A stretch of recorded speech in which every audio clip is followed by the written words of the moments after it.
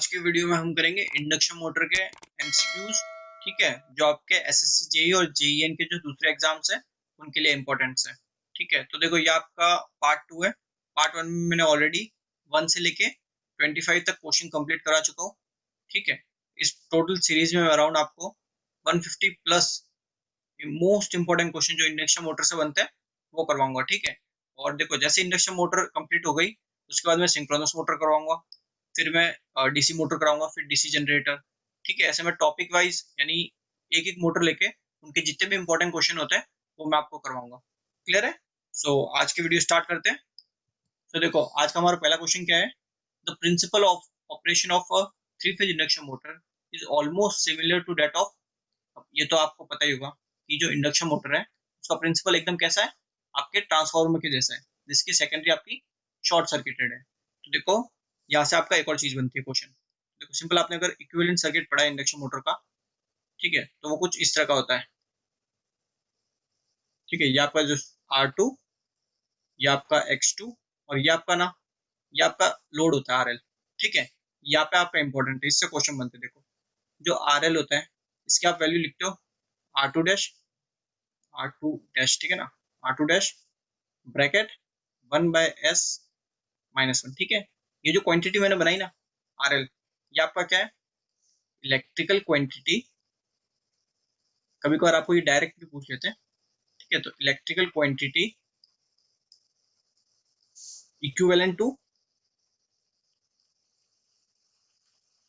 Mechanical load, mechanical load. ठीक है, तो ये फॉर्मूला आपके लिए, ये वाला जो है ये आपके लिए बहुत इंपॉर्टेंट है। ठीक है, तो R L equal to R dash bracket 1/s minus 1।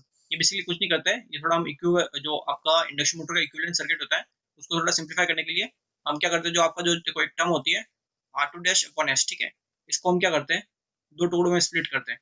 तो एक आपका होता है R2 डैश, ठीक है, प्लस सेम क्या करते हैं इसको R2 dash bracket 1/s minus 1। तो देखो इसको जब सॉल्व करोगे तो आपको वापस R2 डैश अपॉन ऐसे मिलेगा, यानी R2 डैश ये वाला, ठीक है ना, आपको ये मिलेगा। तो हम बेसिकली इसको बस स्प्लिट कर देते हैं दो पार्ट में, जिसको हम एक को हम बोलते हैं वो इलेक्ट्रिकल क्वांटिटी है जो आपका एक मैकेनिकल लोड का काम कर रही है। ठीक है, तो देखो यहाँ से क्वेश्चन क्या क्या क्वेश्चन बनते हैं वो देखो। फर्स्ट क्वेश्चन बनता है कि अगर आपको कोई इंडक्शन मोटर है, ठीक है, वो नॉर्मली ऑपरेट कर रही है, ठीक है, ऑपरेट हो रही है, तो आप ये बताइए कि सेम चीज वही आप ट्रांसफार्मर में कैसे रिलेट करोगे उस चीज को। तो देखो जैसे आप नॉर्मल ऑपरेशन की बात करते हो, तो एट नॉर्मल ऑपरेशन, ठीक है, नॉर्मल ऑपरेशन जब आपकी इंडक्शन मोटर नॉर्मली ऑपरेट हो रही है, देखो जब आपकी इंडक्शन मोटर नॉर्मली ऑपरेट हो रही है तो आपकी जो स्लिप है वो क्या होती है, बहुत लो। ठीक है, स्लिप लो है, इसका मतलब देखो जो आपका इक्विवेलेंट क्वांटिटी है, जो इलेक्ट्रिकल वाली जो क्वांटिटी है, ठीक है, वो क्या है, आर डैश 1/s माइनस 1। ठीक है, तो देखो ये जो स्लिप है, ये जो स्लिप, अगर ये स्लिप की वैल्यू बहुत कम है तो ये जो ओवरऑल ये वाली क्वांटिटी होगी, ये वैल्यू क्या हो जाएगी, ये कम है, ठीक है ना, ये कम है, तो ये जो ओवरऑल क्वांटिटी क्या हो जाएगी, बढ़ जाएगी। यानी कि इस केस में हम ऐसा अज्यूम करके चलते हैं कि जो आर एल की वैल्यू है वो बहुत ज्यादा होगी और उसको हम बोलते हैं वो इनफाइनाइट है। अब देखो कोई रेजिस्टेंस इनफाइनाइट है तो वो कब होता है, जब आपका सर्किट ओपन सर्किट होता है। तो यानी कि जब आपकी जो इंडक्शन मोटर है वो नॉर्मली ऑपरेट कर रही है, उस केस में वो एक तरह से एक सेकेंडरी ओपन, ठीक है, ट्रांसफार्मर की तरह काम करेगी। यानी ये वो ट्रांसफार्मर की तरह काम करेगी जिसकी सेकेंडरी वाइंडिंग आपकी ओपन है। ठीक है, ये बेसिक इसका मतलब है, ये क्वेश्चन आपको पूछा जाता है। देखो सेकंड, जब आपकी स्टार्टिंग की बात हो रही है, तो at starting of induction motor, जब आपकी इंडक्शन मोटर स्टार्ट हो रही है, ठीक है, तब की, ये भी आपका क्या, eight normal operation of induction motor, ठीक है ना। तो देखो जब आपकी स्टार्टिंग होती है तब आपको भी पता है कि आपकी स्लिप जो होती है बहुत हाई होती है। ठीक है, तो देखो अगर आपकी स्लिप हाई है तो ये देखो ये आर आई वाली क्वांटिटी है, ठीक है, आर डैश 1/s माइनस 1। ठीक है, तो देखो अगर आपकी ये जो स्लिप है ये बहुत ज्यादा है तो ये वाली जो क्वांटिटी होगी इतनी, ये क्या हो जाएगी, कम हो जाएगी। तो यहाँ से क्या होगा कि आपका जो आर एल है वो आपको बहुत कम मिलता है, और कम से कम कितना मिल सकता है, वो जीरो। तो जब जीरो कब होता है, जब आपका शॉर्ट सर्किट होता है, यानी कि जब आपकी इंडक्शन मोटर स्टार्टिंग में, ठीक है, स्टार्टिंग में जब आपकी स्टार्ट कर रहे हो इंडक्शन मोटर, तो वो किस तरह बिहेव करेगी, ये वो ट्रांसफार्मर की तरह बिहेव करेगी जिसकी सेकेंडरी वाइंडिंग आपकी ओपन शॉर्ट है। ठीक है, ये दोनों चीज आपको पूछी जाती है। नॉर्मल ऑपरेशन में अगर आपकी इंडक्शन मोटर होती है तो किस ट्रांसफार्मर की तरह ऑपरेट करेगी, ट्रांसफार्मर विद शॉर्टेड सेकेंडरी और या फिर ट्रांसफार्मर विद ओपन सेकेंडरी। ठीक है, ऐसे आपको ये क्वेश्चन पूछे जाते हैं, बहुत फ्रिक्वेंटली चीज पूछी जाती है, इसलिए मैंने सोचा बता देता हूँ।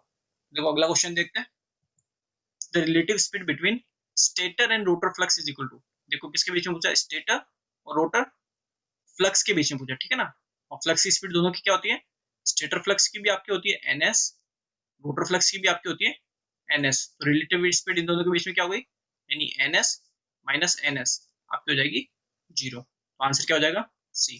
अगला क्वेश्चन देखते हैं, stator flux induces flux in the rotor bar. यानी जो आपका स्टेटर फ्लक्स होता है वो एक रोटर जो बार होते हैं उनमें भी एक फ्लक्स प्रोड्यूस करता है। वो फ्लक्स क्या है उसके बारे में आपको पूछा है, constant in magnitude, rotating at synchronous speed around the stator, magnitude depending upon the load on the flux motor. ठीक है, तो देखो आपका जो फ्लक्स होता है वो लोड पे तो डिपेंड नहीं करता, बट जो आपका रोटर फ्लक्स है यानी जो रोटर बार में प्रोड्यूस हुआ है, ठीक है, ये आपका सिंक्रोनस स्पीड पे घूमता है, ठीक है, और स्टेटर के अराउंड घूमता है। क्लियर है, तो ये आंसर आपका करेक्ट आंसर होगा। अगला क्वेश्चन देखते हैं, the rotor circuit of N induction motor under operating condition is. ये देखो ये बहुत बेस्ट क्वेश्चन है, अब देखो इसमें ध्यान से समझो इस क्वेश्चन को। देखो ये आपका स्टेटर बॉडी है, ठीक है, स्टेटर में आपने क्या दिया, 3 फेज सप्लाई दी, ठीक है, जिसकी वजह से 3 फ्लक्स प्रोड्यूस हुए, ये आपका एक फ्लक्स, ये 2 फ्लक्स, ये आपका तीसरा फ्लक्स। ठीक है, इन तीनों फ्लक्स का एक रिजल्टेंट फ्लक्स प्रोड्यूस हुआ, हो गया फाइव। ठीक है, अब आपका देखो ये है आपकी रोटर बॉडी, ठीक है, रोटर में ये है आपके रोटर के कंडक्टर। ठीक है, अब ये जो फ्लक्स है, जो रिजल्टेंट फ्लक्स है, ये इन रोटर कंडक्टर को कट करेगा। ठीक है, अब जैसे इन रोटर कंडक्टर को कट करेगा, इन रोटर कंडक्टर में आपका ईएमएफ इंड्यूस होगा। ठीक है, अब ईएमएफ तो इंड्यूस हो गया, अब सिंस देखो इन कंडक्टर्स को आपने क्या किया है, क्लोज किया है, यानी देखो आप नॉर्मल के स्ट्रक्चर भी देखते हो, ठीक है, तो कुछ इस तरह का आप बनाते हो, फिर उसमें ये आपकी ये रोटर बार होती है। ठीक है, तो देखो ये आपका क्या है, यहाँ से भी क्लोज है और यहाँ से भी क्लोज है। क्लियर है, तो देखो आपका ईएमएफ इंड्यूस हो गया। अब देखो ये पूरा एक क्लोज सर्किट है ना, पूरा कंप्लीटली क्लोज्ड है, पूरा रोटर का आपका सर्किट अब क्लोज्ड है, तो उसमें ईएमएफ इंड्यूस हुआ है, तो उसकी वजह से आपका करंट भी फ्लो हो जाएगा। ठीक है, बिकॉज ओपन तो है नहीं, क्लोज्ड है, उस वजह से आपका करंट उसमें फ्लो हो जाएगा। ठीक है, अब करंट फ्लो हो गया तो मैग्नेटिक फील्ड होगी, यानी मैग्नेटिक फ्लक्स प्रोड्यूस होगा, यानी आपके जो रोटर है उसमें भी आपका एक रोटर फ्लक्स प्रोड्यूस होगा। ठीक है, अब ये रोटर फ्लक्स और ये जो रिजल्टेंट फ्लक्स है यानी जो एयर गैप में हुआ है, इन दोनों ये दोनों आपके इंटरेक्ट करेंगे और एक टॉर्क प्रोड्यूस करेंगे, और वो टॉर्क आपका रोटर को घुमाएगा। ठीक है, यानी कि आपका जो रोटर सर्किट है जब ऑपरेट हो रहा है तब क्या रहेगा, वो क्लोज लेगा, बिकॉज जब क्लोज होगा तभी तो आपका करंट इंड्यूस होगा, करंट इंड्यूस होगा तभी तो रोटर फ्लक्स प्रोड्यूस होगा। ठीक है, तो आपका क्या होगा, ऑलवेज क्लोज्ड। अगला क्वेश्चन देखते हैं, if any two leads from slip ring are interchange, ठीक है, in a 3-phase induction motor the motor will, यानी देखो जो आपकी स्लिप रिंग इंडक्शन मोटर होती है, ठीक है, उसमें अगर आपके देखो 3 स्लिप रिंग होगी तो आप क्या कर रहे हो, सिंपल देखो ये एक स्लिप रिंग, ये 2 स्लिप रिंग, ये 3 स्लिप रिंग, तो ये 3 आपके क्या हुए टर्मिनल। तो आपको बोला कि ये किसी भी दो का आप इंटरचेंज कर दो तो क्या उसकी जो मोटर है उस पर क्या फर्क पड़ेगा। तो फर्स्ट क्या है, continue running in the same direction as before, run in the direction opposite to previous run, not run और get damage। ठीक है, तो उस केस में क्या होगा, आपकी जो इंडक्शन मोटर है वो सेम डायरेक्शन में रोटेट करेगी, बिकॉज अगर आपको देखो आप चाहते हो कि आपकी जो इंडक्शन मोटर है, सपोज कोई इंडक्शन मोटर है वो क्लॉकवाइज डायरेक्शन में रोटेट कर रही है, ठीक है, अब आप चाहते हो कि वो आपकी एंटी क्लॉकवाइज डायरेक्शन में रोटेट करे। ठीक है, तो देखो एंटी क्लॉकवाइज में अगर करवानी है, यानी अगर आपको डायरेक्शन रिवर्स करवानी है, तो आपको किसी भी कोई भी 2 लीड ले लो सप्लाई की, उनको इंटरचेंज कर दो। ठीक है, सपोज देखो ये आपका स्टेटर है, ठीक है, अब जैसे आप ये सप्लाई दे रहे हो आर बाय बी, ठीक है, आपका जो रोटर है वो इस डायरेक्शन में घूम रहा है क्लॉकवाइज। ठीक है, अब आप चाहते हो ये एंटी क्लॉकवाइज घूमे, तो आप क्या कर सकते हो, देखो 3 फेज, तो आप सिंपल क्या कर दो, या तो क्या करो, देखो इसको तो बी रखो और ये जो सप्लाई फेज है ना इनको चेंज कर दो, यानी आर यहाँ पे दे दो और वाई यहाँ पे दे दो, तो अब आपको जो रोटर है ना वो घूमेगा एंटी क्लॉकवाइज में। ठीक है, यानी किसी भी दो लीड को आप इंटरचेंज कर दो, सप्लाई की लीड, नॉट की स्लिप रिंग, ठीक है, इस पे फोकस रखो, सप्लाई की लीड आपको इंटरचेंज करनी है, तब आपकी डायरेक्शन चेंज हो जाएगी। क्लियर है? अगला क्वेश्चन देखते हैं। The direction of rotation of a 3-फेज induction motor can be reverse by, ये देखो मैंने ऑलरेडी आपको बता दिया, किसी भी दो लीड सप्लाई की इंटरचेंज कर दो, यानी transposing any two leads from the supply, यानी ये ऑप्शन आपका करेक्ट आंसर। अगला क्वेश्चन देखते हैं। The voltage actually used for setting up useful flux in the air gap of 3-फेज इंडक्शन मोटर इज, तो देखो मैंने ऑलरेडी आपको बता दिया कि आप क्या करते हो, यहाँ पे सप्लाई देते हो, ठीक है, ये आपका रोटर है, ये जो एयर गैप वाला इतना पोर्शन है, इसमें आपका एक रिजल्टेंट फ्लक्स प्रोड्यूस होता है, ये फ्लक्स इसी वजह से होता है, आपका कंप्लीट जो सप्लाई वोल्टेज दे रहा हो, ये कंप्लीट आपका यूटिलाइज होता है इस फ्लक्स को प्रोड्यूस करने के लिए, यानी क्या होगा, इक्वल टू अप्लाइड वोल्टेज। अगला क्वेश्चन देखते हैं। Synchronous speed is defined as the speed at which stator flux rotate और रोटर फ्लक्स आल्सो रोटेट, यानी आपकी देखो जितनी भी, जब भी आपकी मैग्नेटिक फील्ड की बात हो रही है, ठीक है, वो हमेशा क्या होती है, सिंक्रोनस स्पीड पे ही रोटेट करती है, चाहे आप रोटर फ्लक्स की बात करो या स्टेटर फ्लक्स की बात करो, दोनों ही सिंक्रोनस स्पीड पे रोटेट करेंगे, ठीक है। ऐसा हो सकता है कि सपोज ये आपका रोटर फ्लक्स है, सॉरी स्टेटर फ्लक्स, ठीक है, और ये आपका रोटर फ्लक्स है, ये हो सकता है कि रोटर फ्लक्स आगे हो, स्टेटर फ्लक्स पीछे हो, ठीक है, ऐसा भी हो सकता है स्टेटर फ्लक्स आगे हो, रोटर फ्लक्स पीछे हो, बट दोनों की स्पीड क्या रहेगी, सिंक्रोनस स्पीड, ठीक है, दोनों ही सिंक्रोनस स्पीड पे रोटेट करेंगे, तो ये क्या हो जाएगा, देखो stator magnetic field rotates. Clear है? तो ये आंसर आपका करेक्ट हो जाएगा। अगला क्वेश्चन देखते हैं। If ns is the synchronous speed, n is the rotor speed and s is the slip ring, then the relation is, तो देखो सिंपल है, यानी जो स्लिप है उसका रिलेशन क्या होता है, ns minus n divided by ns, ठीक है, तो यहाँ से क्या हो जाएगा, slip into ns equals to ns minus n, ठीक है, आपको चाहिए रोटर स्पीड यानी n की वैल्यू, यहाँ से देखो n की वैल्यू कितनी हो जाएगी, ns माइनस n s, तो यहाँ से देखो सिंपल ns कॉमन ले लो, ठीक है, एक सेकंड, ये क्या हो जाएगा, देखो ये आपका माइनस का, ठीक है ना, तो ये क्या हो जाएगा, देखो ns कॉमन ले लिया, s माइनस 1, देखो सिंस यहाँ पे माइनस है, इस माइनस को उस साइड भेज दो, तो ये क्या बन जाएगा, देखो ns 1 माइनस s, ठीक है, सिंपल ये आपका बन जाएगा रोटर स्पीड का फॉर्मूला। तो ऑप्शन क्या हो जाएगा, देखो सी वाला ऑप्शन आपका करेक्ट होगा, ठीक है। इन सब चीजों, ये जो टॉपिक्स है, इन टॉपिक से बहुत क्वेश्चन पूछे जाते हैं, ठीक है ना। अगला क्वेश्चन देखते हैं। The slip of N induction motor normally does not depend upon, यानी जो आपकी स्लिप है वो किस पे डिपेंड नहीं करती, आप ये बताइए। तो देखो जब आप स्लिप निकालते हो, स्लिप का जब सिंपल फॉर्मूला लिखते हो, तो N S minus N divided by N S, तो देखो सिंक्रोनस स्पीड पे भी डिपेंड करती है, रोटर की स्पीड पे भी डिपेंड करती है। यहाँ तक क्लियर है? अब देखो जो आपका सिंपल, देखो ये आपकी कोई अगर इंडक्शन मोटर है, तो ये आपका क्या है, शाफ्ट है, ठीक है। अब ये शाफ्ट जिस स्पीड पे घूमेगा, एन स्पीड पे तो घूमेगा, ठीक है, और आपका जो सिंपल आप अगर टॉर्क को बोलते हो, टॉर्क क्या होती है, forward develop divide by speed ही तो होती है, एंगुलर स्पीड ओमेगा, यानी आपका जो टॉर्क है वो भी स्पीड पे डिपेंड करता है, और स्लिप आपकी स्पीड पे डिपेंड करती है, यानी आपकी जो स्लिप है वो शाफ्ट टॉर्क पे भी डिपेंड करेगी, बट जो कोर लॉस कंपोनेंट है, यानी कि जो आपका RW होता है, इक्विवेलेंट सर्किट में देखा होगा, उस पर आपकी स्लिप डिपेंड नहीं करती, ठीक है, तो डी ऑप्शन आपका करेक्ट आंसर होगा। A three-phase 440 volt 6-pole 50 Hz squirrel cage induction motor is running at a slip of 5%.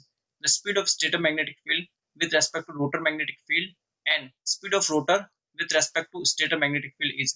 तो देखो पहला क्वेश्चन देखो, speed of stator magnetic field with respect to rotor magnetic field, तो किस किस की पूछी आपको, कि स्टेटर मैग्नेटिक फील्ड और रोटर मैग्नेटिक फील्ड दोनों की बताओ। तो देखो जब आप स्टेटर मैग्नेटिक फील्ड बताते हो, ठीक है, तो कितने पे होती है, सिंक्रोनस स्पीड पे। रोटर की बात करते हो, कितनी होती है, सिंक्रोनस स्पीड पे, तो क्या हो जाएगी, 0, ठीक है। दूसरा क्या पूछा इसने, speed of rotor with respect to stator magnetic field, तो जो रोटर की स्पीड होती है वो कितनी होती है, ns। सेकंड क्या पूछा, stator magnetic field, stator magnetic field की स्पीड कितनी होती है, एक सेकंड, रोटर की स्पीड कितनी होती है n, स्टेटर मैग्नेटिक फील्ड कितनी होती है ns, तो यहाँ पे एक हो जाएगा n माइनस ns। तो देखो पहला तो आपको मिला 0, दूसरा आपको ये निकालना है, ठीक है। तो रोटर की स्पीड इसने दी है क्या, देख सकते हो क्वेश्चन में कहीं पे भी नहीं थी, ठीक है, आपको निकालनी पड़ेगी। तो देखो पहले आप एनएस की वैल्यू निकालो। तो NS equals to 120F divide by P. तो 120, अब एफ आपको कितना दिया इसने, फ्रीक्वेंसी 50 हर्ट्ज, पोल कितने दिए इसने 6 पोल, तो ये आपको कितना मिल जाएगा देखो 20, तो ये हो गया 1000 आरपीएम, ठीक है। अब आपको निकालना है एन। तो एन देखो लास्ट क्वेश्चन में आपने निकाला था फॉर्मूला, क्या होता है एनएस 1 माइनस एस। तो एनएस आपका है 1000, ठीक है, 1 माइनस स्लिप दी आपको 5% यानी 0.05, तो ये आपको मिलेगी 950 आरपीएम, ठीक है। तो देयरफॉर जो दूसरा क्वेश्चन था यानी एन माइनस एन एस, ये कितना हो जाएगा 950 माइनस 1000, इसका आंसर हो जाएगा माइनस के 50 आरपीएम। माइनस का मतलब समझ रहे हो, माइनस का मतलब है ये अपोजिट डायरेक्शन में घूम रहा है अभी, ठीक है। तो आंसर क्या हो जाएगा 0 एंड माइनस के 50 आरपीएम। तो देखो क्वेश्चन में क्या पूछा था, speed of rotor with respect to stator magnetic field, यानी पहले आप लोगे रोटर की स्पीड, फिर क्या लोगे स्टेटर मैग्नेटिक फील्ड की स्पीड। क्लियर है, इस टाइप का आपको क्वेश्चन बहुत पूछा जाता है एग्जाम में। अगला क्वेश्चन देखते हैं। An 8-pole alternator runs at 750 rpm. It supplies power to a 6-pole induction motor which has a full load slip of 3%. The full load speed of motor is, देखो ये आपको कोई अल्टरनेटर है, ये आपका एक है अल्टरनेटर, ठीक है। ये इसका शाफ्ट, अब इसके शाफ्ट को आपने क्या किया है, कपल्ड कर रखा है एक इंडक्शन मोटर को, यानी ये जो आपका अल्टरनेटर है ये एक इंडक्शन मोटर को घुमा रहा है। या तो कोई डाउट नहीं आपका। तो देखो जो अल्टरनेटर है इसके बारे में आपको क्या क्या दे रखा है, देखो ये अल्टरनेटर है 8 पोल का, ठीक है, इसकी स्पीड है 750 आरपीएम, और क्या दिया है इसने, और आपको इंडक्शन मोटर के बारे में दिया देखो 6 पोल, और स्लिप दी है इसने 3%, ठीक है। आपको बतानी है कि जो इंडक्शन मोटर है इसकी फुल लोड स्पीड बताइए, यानी इसकी एन बताइए, ठीक है। तो ये आपको हो गया एन। सो देखो जो अल्टरनेटर है ये तो एन एस स्पीड पे घूमेगा, और इसने देखो स्पीड दे रखी कितनी 750 आरपीएम। तो अल्टरनेटर के केस में तो जो आपका एन एस है वो कितना हो गया 750 आरपीएम, या तो कोई डाउट नहीं है। अब देखो जो इंडक्शन मोटर है इसके लिए एनएस की वैल्यू निकालो। तो देखो इसके लिए जब एनएस की वैल्यू निकालोगे क्या करोगे 120 एफ अपॉन पी। आपको देखो पोल पता है, आपको फ्रीक्वेंसी नहीं पता, ठीक है। तो फ्रीक्वेंसी देखो अल्टरनेटर और इंडक्शन मोटर को कपल कर रखा है, यानी जो अल्टरनेटर की फ्रीक्वेंसी होगी वही आपकी इंडक्शन मोटर की फ्रीक्वेंसी होगी, ठीक है। तो सिंपल आप क्या करें अल्टरनेटर की फ्रीक्वेंसी निकाल दीजिए। तो देखो सिंपल एनएस का फॉर्मूला क्या होता है, NS equals to 120 F upon P. अब अल्टरनेटर में एनएस कितना दिया है 750 इक्वल्स टू 120, फ्रीक्वेंसी आपको निकालनी है, डिवाइड बाय पोल कितने 8, या तो कोई डाउट नहीं है। तो यहाँ से आप फ्रीक्वेंसी कितनी निकालोगे तो मिलेगी, यहाँ पर मिलेगी 50 हर्ट्ज, कोई डाउट नहीं है यहाँ पर। आप देखो जो फ्रीक्वेंसी निकली ये आप यहाँ पे रखो। तो देखो ये कितनी हो जाएगी NS equals to 120, frequency 50 hertz, pole कितने दिए 6, तो ये आपको मिल गया 1000 आरपीएम, ठीक है। बट आपको पूछी क्या है इंडक्शन मोटर की स्पीड, तो इंडक्शन मोटर की स्पीड क्या हो जाएगी वो होगी आपकी एन। तो देखो एन का फॉर्मूला क्या होता है N equals to N S bracket 1 minus S. N S आपको मिला 1000, 1 माइनस स्लिप आपको दी 3% यानी 0.03, तो यहाँ से आपको ये कितना मिल जाएगा देखो, ये आपको हो जाएगा देखो 0.97 यानी कि 970 आरपीएम। तो आपका आंसर क्या हो जाएगा 970 आरपीएम, यानी बी ऑप्शन आपका करेक्ट आंसर होगा, ठीक है। ये क्वेश्चन आपके लिए इंपॉर्टेंट क्वेश्चन है। अगला क्वेश्चन देखते हैं, what is the operating slip of a 400 volt 50 hertz 6 pole 3 phase induction motor. अब देखो क्वेश्चन में कंफ्यूज मत हो जाना, इतनी सारी चीजें दे रखी है उस वजह से, ये जो इतनी चीजें है ना ये वाली, ये आपको क्या दिया है इस पर्टिकुलर इंडक्शन मोटर की रेटिंग दे रखी है, ठीक है ना। अब देखो फिर इसने क्या बोला, while the speed is 936 rpm, speed क्या है 936 rpm है, ठीक है, इंडक्शन मोटर की। कब, जब ये 400 वोल्ट 48 हर्ट्ज 3 फेज सप्लाई पे ऑपरेट हो रही है। रेटिंग आपने देखी कितनी है 50 हर्ट्ज है यहाँ पे, बट सप्लाई ये जो स्पीड आपको दी है ये कितने पे दी है 48 हर्ट्ज पे दी है, ठीक है ना।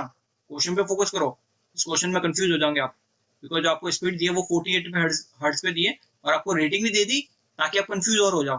तो देखो सिंपल, देखो जो एन है ये आपको दे दिया 936, ठीक है, आरपीएम ये आपको दिया है जब आपकी फ्रीक्वेंसी है 48 हर्ट्ज, ठीक है। तो आपको जो सिंक्रोनस स्पीड निकालनी पड़ेगी वो भी आपको 48 हर्ट्ज पे ही तो निकालनी पड़ेगी, ठीक है। देयरफॉर जो सिंक्रोनस स्पीड होगी एनएस वो क्या हो जाएगी 120 एफ अपॉन पी।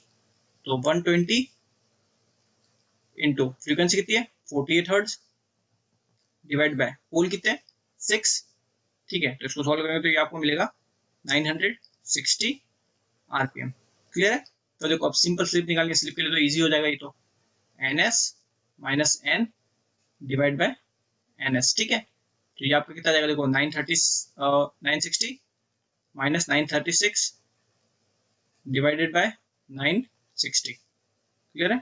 इसको सॉल्व करेंगे आएगा आपका 24 डिवाइडेड बाय 960। इसको फर्दर सॉल्व करेंगे तो 0.025, ठीक है। तो आपकी स्लिप हो जाएगी सी ऑप्शन। तो ये क्वेश्चन थोड़ा बहुत मतलब कंफ्यूज करने के लिए बहुत सारी चीजें दे दी इसमें, ठीक है। तो इसमें थोड़ा क्वेश्चन पे अगर आपका फोकस है तो आपको इजीली सॉल्व हो जाएगा। वरना आप क्या करते हैं 50 हर्ट्ज को लेके एनएस की वैल्यू निकालते हैं, फिर आप सिंपल स्लिप निकालते हैं, ठीक है। तो उसमें आपका क्वेश्चन गलत हो जाता है। अगला क्वेश्चन देखते हैं। The rotor of 3 phase 5 kilowatt 400 volt 50 hertz slip ring induction motor is wound for 6 pole.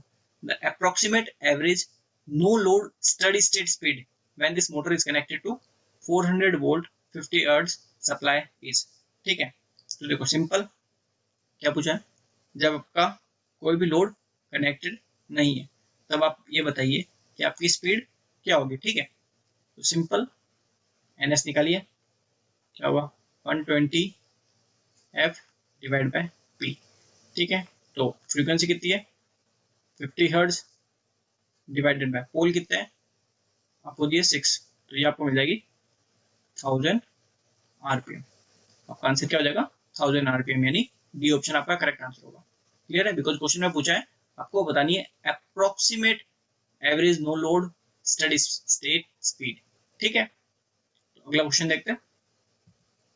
A 3-phase 6 pole 50 hertz induction motor is running at 5% slip, ठीक है। 5% स्लिप पे ये अभी रन कर रही है इंडक्शन मोटर।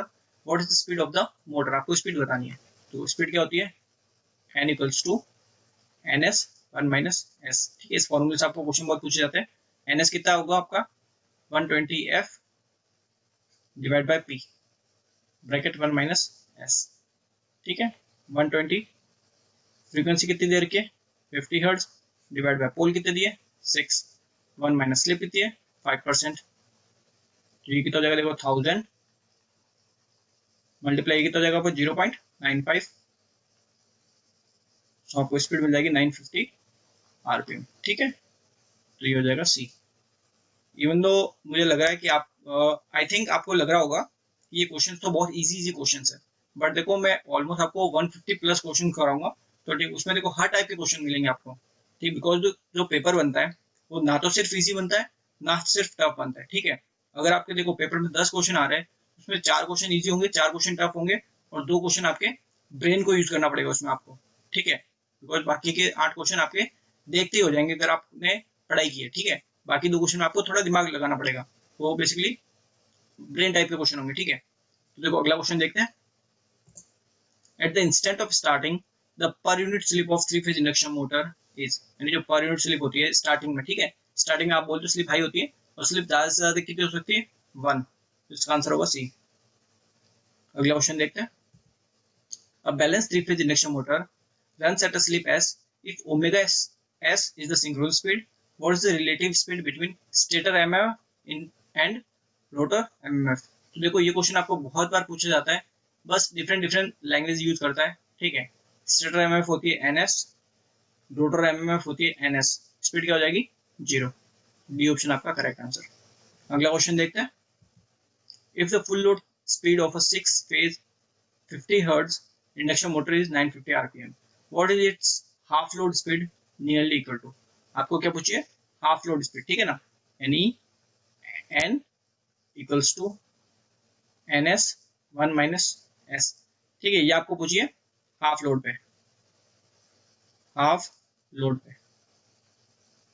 तो देखो जब आपका लोड रिड्यूस होता है, लोड रिड्यूस होता है, ठीक है, तब आपकी जो स्लिप होती है वो भी आपकी रिड्यूस होती है। क्लियर है? यानी अगर आपका लोड आधा हो रहा है तो आपकी स्लिप भी क्या हो जाएगी, आधी हो जाएगी, ठीक है। तो जो फॉर्मूला बनेगा इस पर्टिकुलर क्वेश्चन के लिए क्या होगा, NS 1 माइनस S/2। यहाँ पे आपकी जो S है, ठीक है, ये आपकी क्या है, फुल लोड स्लिप है, फुल लोड स्लिप। क्लियर है? तो देखो पहले क्या करते हैं, NS की वैल्यू निकालते हैं। तो देखो जो NS है वो क्या हो जाएगा, 120 F divide by P। Clear है? तो देखो जो NS आएगा वो क्या आएगा, 120 इंटू 50 और डिवाइड बाय 6। यहाँ पे ये फेज नहीं होगा, ये पोल होगा, ठीक है ना, मिस टाइप हो गया। तो ये आपका हो जाएगा देखो 1000 RPM, 1000 RPM, ठीक है। और जो रोटर की स्पीड है वो कितनी देर की है, 950 RPM। तो ये आपकी है N की वैल्यू, ठीक है। तो सिंपल देखो वैल्यू देखो सारी, ये आपकी जो 950 RPM है ये आपकी क्या है, N की है, यानी स्पीड है रोटर की जब आपका क्या है, फुल लोड है, फुल लोड। यानी अगर आप इसको यूज करके स्लिप निकालोगे तो कौन सी मिलेगी आपको, फुल लोड स्लिप मिलेगी। देयरफॉर जो स्लिप है ये फुल लोड स्लिप है, ठीक है ना। ये क्या हो जाएगी, NS minus N divided by NS। तो ये आपको हो जाएगा देखो 1000 माइनस 950 डिवाइडेड बाय 1000। ये आपको मिलेगा 0.05, ठीक है। ये आपकी क्या है, full load slip. Half load पे कितनी हो जाएगी, इसकी आधी। तो देयरफॉर एट हाफ लोड, ठीक है, हाफ लोड पे स्पीड क्या हो जाएगी देखो रोटर की, N इक्वल्स टू 1001 माइनस ये हो जाएगा 0.0025, ठीक है। इसको जब सॉल्व करेंगे तो ये आपको मिलेगा अराउंड 970 RPM। क्लियर है? तो आपका आंसर क्या हो जाएगा, 970 RPM, यानी डी वाला आपका ऑप्शन करेक्ट होगा, ठीक है। नियर बाई इक्वल है ये वैल्यू, ठीक है, 970 975, ठीक है। तो ये आपका आंसर डी हो जाएगा इसका। अगला क्वेश्चन देखते हैं। The direction of rotation of 3-phase induction motor is clockwise when it is supplied with a 3-phase sinusoidal voltage having phase sequence ABC, ठीक है। अब आप बोल रहे हो कि इसको अगर एंटी काउंटर क्लॉकवाइज यानी एंटी क्लॉकवाइज में चलाना है तो फेज सीक्वेंस आपकी क्या होनी चाहिए। तो देखो पहले आप ABC में चला रहे हो, तो देखो आपको अगर इसकी डायरेक्शन रिवर्स करनी है तो क्या कर सकते हो, BAC, ठीक है, या फिर आप कर सकते हो CBA। क्लियर है? या फिर आप कर सकते हो ACB। ये 3 फेज सीक्वेंस हो सकती है जिससे आपकी डायरेक्शन रिवर्स हो जाएगी। तो देखो इन तीनों में से कोई भी एक ऑप्शन मैच कर रहा है क्या, BCA ACB। तो देखो ये C वाला आपका ऑप्शन मैच कर रहा है, ठीक है, यानी आपका C वाला ऑप्शन करेक्ट आंसर होगा। अगला क्वेश्चन देखते हैं। The MMF produce by the current of a 3-phase induction motor is, क्या होता है, एक बेसिकली जो स्टेटर MMF होता है उसी स्पीड से रोटेट करता है, यानी सिंक्रोनस स्पीड से रोटेट करता है, ठीक है। और अगर ऐसे बात करें तो जो स्टेटर MMF है उसके रेस्पेक्ट में वो रुका हुआ होता है, यानी वो दोनों सेम स्पीड में घूम रहे हैं, ठीक है। जैसे कि देखो अगर मैं 10 मीटर 1 सेकंड में चल रहा हूँ, ठीक है, मेरे पीछे एक और बंदा है वो भी 10 मीटर पर सेकंड में चल रहा है। तो देखो ऐसे समझो, जैसे ये कोई बंदा है, ठीक है, ये चल रहा है 10 मीटर, ठीक है, 1 सेकंड, यानी 1 सेकंड में 10 मीटर चल लेता है। और इसके जस्ट पीछे एक और आदमी है, ठीक है, ये भी आपका 10 मीटर पर सेकंड में चल लेता है। तो यानी इनके बीच में जो डिस्टेंस है वो तो हमेशा ही फिक्स रहने वाली है, ये डिस्टेंस तो कभी चेंज नहीं होने वाली, ठीक है। तो ऐसा ही आपका स्टेटर फ्लक्स और रोटर फ्लक्स के साथ है, यानी जो आपका जो देखो इस केस में क्या होगा, पीछे वाला जो आदमी है वो एक तरह से आपको क्या लगेगा कि रुका हुआ है, ठीक है ना। वैसे ही आपका जो स्टेटर फ्लक्स है यानी जो फाई एस है उसको हमेशा ऐसे ही लगेगा कि जो आपका रोटर फ्लक्स है वो एक तरह से स्टैंड स्टिल है, रुका हुआ है, ठीक है। यानी जो MMF produce by the current of a 3-phase induction motor is stand still with respect to stator MMF। Clear है? तो ये आपका बी ऑप्शन करेक्ट है, ठीक है। अब देखो ए वाला ऑप्शन आपका हो नहीं सकता, ए में इसने क्या बोला है, rotate at the speed of rotor, जबकि जो रोटर होता है वो आपका एन स्पीड पे घूमता है और जो स्टेटर MMF होता है और रोटर MMF होता है वो दोनों ही सिंक्रोनस स्पीड पे रोटेट होता है, ठीक है। सी क्या है, rotate eight slip speed, slip speed पे भी रोटेट नहीं करता। क्लियर है? डी क्या है, rotate at synchronous speed with respect to rotor, ये भी नहीं हो सकता, बिकॉज देखो इसका मतलब क्या है, rotate at synchronous speed with respect to rotor, यानी ns माइनस एन, ये जो वैल्यू मिलेगी, ठीक है, इस स्पीड पे ये रोटेट कर रहा है, ऐसा ये बेसिकली इसमें बोल रहा है। ऐसा तो होता नहीं ना, बिकॉज जो रोटर का एमएमएफ होता है वो आपका एन स्पीड पे घूमता है, बट ये वैल्यू तो आपको कम मिलेगी, इसमें तो वो रोटेट ही नहीं कर रहा, तो ये भी आपका गलत है, ये भी गलत है और ये भी गलत है। क्लियर है? अगला क्वेश्चन देखते हैं। In case of a induction motor the leakage flux is more in comparison to that of transformer. ऐसा क्यों होता है? बिकॉज आपके ट्रांसफार्मर में कोई भी रिवॉल्विंग पार्ट नहीं होता, ठीक है, तो आपका आंसर क्या हो जाएगा, ए। इसलिए देखो, जब आप स्टेटर की इंडक्शन मोटर की बात करते हो, ठीक है, जो सप्लाई देते हो ये आपका रोटर है, तो ये जो फ्लक्स है ना, ये आपका ये जो एयर होती है इनके बीच में, ठीक है, एयर क्या प्रकार होता है उसमें डेवलप होता है, और एयर का जो आपका रिलेक्टेंस होता है वो बहुत हाई होता है, ठीक है, इसकी वजह से आपका फ्लक्स भी रिड्यूस हो जाता है। क्लियर? इस वजह से इसकी एफिशिएंसी इंडक्शन मोटर की कम होती है।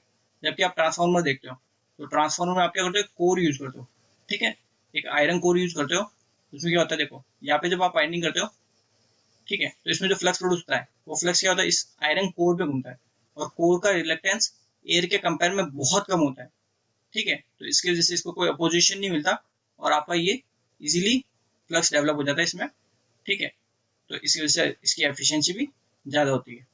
क्लियर है? तो आपका आंसर क्या हो जाएगा, ए। अगला देखते हैं। In an induction motor the phase reactance is, phase reactance का मतलब आपका एक्स की बात हो रही है, ठीक है, एक्स, ठीक है, बेसिकली जो एक्स है ना, इसकी वैल्यू देखो ज्यादा होती है रेजिस्टेंस के कंपेयर में। क्लियर है? यानी देखो एक तो आपका R2 होता है, ठीक है, एक आपका X2 होता है, तो जो आपका X2 है ना वो आपका रेजिस्टेंस के कंपेयर में बहुत ज्यादा होता है, बिकॉज देखो लीकेज ये आपका सिंपल देखो स्लिप पे भी डिपेंड करता है। क्लियर है ना? स्लिप पे भी डिपेंड करता है, बिकॉज जो आपका X2 डैश होता है वो होता है S इंटू X2, यानी जो स्लिप पे डायरेक्ट डिपेंड करता है, ठीक है, तो इसकी वैल्यू भी ज्यादा होती है, तो क्वाइट हाई। क्वेश्चन देखते हैं। The torque developed by an induction motor, three-phase induction motor, is approximately proportional to, तो देखो जो 1 से 25 के बीच में मैंने आपको स्टार्टिंग टॉर्क बताया था वो इनवर्स प्रोपोर्शनल होता है स्लिप के, ठीक है। अब देखो यहाँ पे देखते हैं जो स्टार्टिंग टॉर्क है, बेसिकली स्टार्टिंग नहीं, जो नॉर्मल आपका टॉर्क है, ठीक है, इसके इसमें स्टार्टिंग कहीं पे भी नहीं लिखा, इसका मतलब जो नॉर्मली जो आपका ऑपरेटिंग टॉर्क होता है उसकी बात चल रही है। क्लियर है? तो देखो इस केस में जो टॉर्क होगा, यानी जो आपका टॉर्क है उसका फॉर्मूला क्या होता है, देखो 1/ओमेगा s v square divided by r2 dash divide by s का whole square plus x2 dash, ठीक है, multiply r2 dash divide by s। यहाँ तक क्लियर है? अब देखो जब आप नॉर्मली आपकी जो मोटर है वो ऑपरेट करिए, ठीक है, eight normal operation, normal operation, ठीक है, तो देखो जब नॉर्मल ऑपरेशन है तब आपकी स्लिप क्या होगी, बहुत कम, तो स्लिप आपकी हो जाएगी लो, ठीक है। तो इस केस में क्या होगा, देखो जो R2 डैश अपॉन S वाला जो फैक्टर है, ठीक है, अब देखो इसमें जो स्लिप है ये आपकी क्या हो गई, बहुत लो, कम, ठीक है। तो अगर देखो ये वाली क्वांटिटी कम हो गई तो ये जो ओवरऑल क्वांटिटी है ये थी, ये क्या हो जाएगी, बहुत ज्यादा, ठीक है, इवन इसका स्क्वायर भी है तो उससे ये वैल्यू और ज्यादा हो जाएगी, ठीक है। तो ये जो R2 डैश अपॉन S है ये आपका very very more than X2 dash हो जाएगा, तो इस केस में आप X2 डैश को नेग्लेक्ट कर सकते हो, ठीक है। तो इस केस में देखो जो टॉर्क की इक्वेशन क्या बन जाएगी, 1/ओमेगा s v square divided by R2 dash का स्क्वायर, ठीक है, डिवाइडेड बाय स्लिप का स्क्वायर, तो यहाँ पे ये हो जाएगा R2 dash divide by s। यहाँ तक क्लियर है? तो देखो इस फॉर्मूले को थोड़ा और, ये जो s स्क्वायर है ये आपका ऊपर चला जाएगा, तो s square v square divided by omega s into R2 dash का square into R2 dash divide by s। तो देखो एक स्लिप से तो एक स्लिप कैंसिल हो जाएगी, एक स्लिप बचेगी, ठीक है। तो यहाँ पे जो टॉर्क मिला वो क्या हुआ, स्लिप के डायरेक्टली प्रोपोर्शनल। तो एक बार क्वेश्चन को ध्यान से पढ़ लिया करो कि क्वेश्चन में क्या पूछा है, स्टार्टिंग टॉर्क के लिए पूछा है या फिर नॉर्मल जो ऑपरेट हो रही है आपकी इंडक्शन मोटर तब के लिए पूछा है, ठीक है। तो वो चीज भी देख लो, बिकॉज स्टार्टिंग टॉर्क में क्या होता है, इनवर्सली प्रोपोर्शनल होता है, और जब नॉर्मली आपकी इंडक्शन मोटर ऑपरेट हो रही है तब डायरेक्टली प्रोपोर्शनल होता है, ठीक है। तो इस केस में क्या हो जाएगा, सी आपका ऑप्शन करेक्ट आंसर होगा। अब देखो जो आपकी इंडक्शन मोटर है उसमें जो टॉर्क की क्वेश्चन है उससे बहुत सारे क्वेश्चन पूछे जाते हैं, स्लिप से बहुत सारे क्वेश्चन पूछे जाते हैं, क्लियर है। तो ये सारे जो टॉपिक्स है ये आपके लिए बहुत इंपॉर्टेंट है, ठीक है। अभी देखो धीरे धीरे हम आगे बढ़ रहे हैं तो और भी दूसरे दूसरे टॉपिक आएंगे, कॉगिंग, क्रॉलिंग, स्टार्टर, ठीक है। तो जो भी स्टार्टिंग आप मेथड यूज करते हो उनसे रिलेटेड क्वेश्चंस, ठीक है, वो भी हम आगे करेंगे। तो देखो अगला क्वेश्चन देखते हैं। A voltmeter gives 120 oscillations per minute when connected to the rotor of an induction motor. The frequency is 50 Hz. The slip of the motor is. So देखो ये आपका है स्टेटर, ये आपका है रोटर, ठीक है। तो इस रोटर से देखो आपने क्या किया है, कोई वोल्ट मीटर कनेक्ट कर रखा है, ठीक है। ये वोल्ट मीटर आपको दे रहा है कि 120 ऑसिलेशन पर मिनट ये आपका रोटर कर रहा है, ठीक है। यहाँ तक क्लियर है। अब देखो सिंस ये जो रोटर है ये आपका 120 ऑसिलेशन कर रहा है, अगर 1 मिनट में, कितनी देर में कराइए, 1 मिनट में, ठीक है। तो 1 सेकंड में कितने करेगा आप बताइए, 1 सेकंड में कितने हो जाएंगे ये 120 डिवाइड बाई 60 यानी कि 2। तो ये जो आपको 2 मिला ना, ये आपका क्या है, ये है आपका रोटर की फ्रीक्वेंसी, ये आपकी होगी रोटर फ्रीक्वेंसी। तो देखो आपको रोटर फ्रीक्वेंसी मिल गई। क्वेश्चन में आपको स्लिप पूछी है, तो आपको देखो ये तो पता ही है जो रोटर फ्रीक्वेंसी होती है वो आपकी होती है स्लिप टाइम्स सप्लाई फ्रीक्वेंसी, ठीक है। तो यहाँ से स्लिप निकालना है, तो स्लिप क्या हो जाएगा, rotor frequency divide by supply frequency. तो रोटर आपने निकाली 2 hertz divide by supply frequency 50, तो ये कितनी हो जाएगी 1/25 यानी कि 0.04। अगर परसेंटेज में लिखेंगे तो 4%, ये आपका आंसर, ठीक है। ये क्वेश्चन आपके लिए इंपॉर्टेंट है, बी आपका ऑप्शन करेक्ट आंसर है। अगला क्वेश्चन देखते हैं। A 3-phase induction motor is operating at a slip S. If its 2 supply leads are interchanged, then its slip at that instant will be. आप क्या करो, 2 सप्लाई लीड को interchange कर रहे हो, ठीक है। आपकी डायरेक्शन क्या हो जाएगी, रिवर्स हो जाएगी, ये मैंने आपको बताया था। तो देखो जब आपकी देखो कोई इंडक्शन मोटर है और ये आपका रोटर है, ठीक है, ये भी नॉर्मली आपका इस डायरेक्शन में रोटेट कर रहा है, क्लियर है यहाँ तक। तो देखो इस केस में जो आपकी स्लिप है, ठीक है, तो इस केस में देखो मैं क्या करता हूँ, सिंपल स्लिप ही रखता हूँ एस। तो एस का देखो फॉर्मूला क्या होगा, N S minus N divide by N S. या तो कोई डाउट नहीं है। एन इसमें एन एस क्या है, ये जो एरिया फ्लक्स है इसकी स्पीड, ये जो रोटर है इसकी स्पीड है एन, और यहाँ से मैंने स्लिप निकाल दिया, ठीक है। अब सिंपल इसको थोड़ा और सिंप्लीफाई करता हूँ तो क्या होगा, देखो N S divide by N S minus N by N S.